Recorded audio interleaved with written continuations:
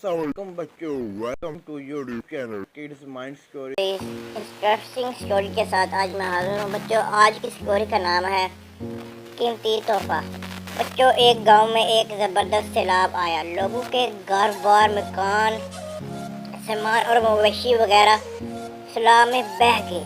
कच्चे मकान मिट्टी का ढेर हो गए और हर तरफ तबाही और बर्बादी का दर्दनाक मंजर दिखाई दे रहा था। फसलें तबाह हो गईं। असल बात ये थी कि इस गांव के लोग बेहद काहल और सुस्त वाक़या हुए थे और मेहनत से जी चलाते थे।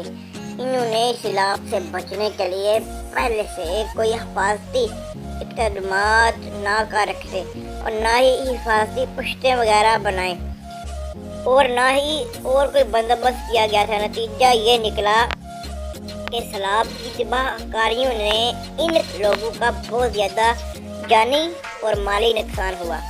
कई रोज़ बाद जब सैलाब का जोर टूटा तो वो लोग अपनी बर्बादी पर अफसोस करते हुए एक जगह जमा हुए।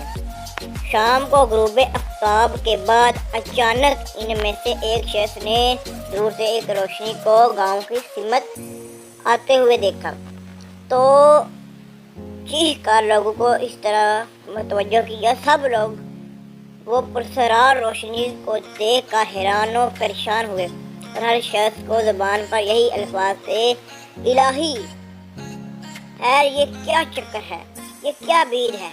चंद लम्हों बाद रोशनी का बाला बहुत करीब आ गया और फिर लोगों ने देखा कि इस बाले के अंदर से एक खूबसूरत परी लहर हुई, जिसको देखकर लोग संघार गए। हसीनो जमील परी के होंठों पर मुस्कुराहट खेल रही थी। देहातियों के मजमे में से एक ने उठकर परी से सवाल किया, कौन हो तुम? परी ने जवाब दिया, मैं आप लोगों की मदद करने आई हूँ और मुझे मेहनत की परी कहते हैं। मेहनत की परी? हाँ, मदद, कैसी मदद? आप लोगों को ये बताने आई हूँ कि अगर आप लोग सुस्ती और गफलत से काम ना लेते और सैलाब से बचने के लिए मुनासिब हिफाजती इंतजामात कर लेते तो आज आप लोगों का इतना जानी और माली नुकसान ना होता। इस मरतबा नौजवान होना था वो गया, इस मरतबा तो जो होना था वो हो गया, लेकिन आइंदा आप लोग अपने अंदर से काली सुस्ती और गफलत को दूर और ख़त्म कर दें। अपनी हुकूमत के साथ साथ अपने फ़राइज़ को भी समझें, इसमें आप सब की तरक्की और सलामती का राज पोशीदा है।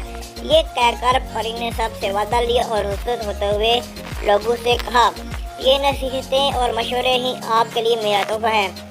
फिर परी गायब होगी और इसके बाद इस गांव के लोगों ने सुस्ती, काहली और गफलत जैसी बुराइयों को तर्क कर दिया। खूब तवज्जो और मेहनत से अपने गांव और इसके बाशिंदे की तरक्की और खुशहाली के कामों में दिन रात मेहनत करने लगी। अल्लाह हाफिज़ दोस्तों। पाकिस्तान जिंदा।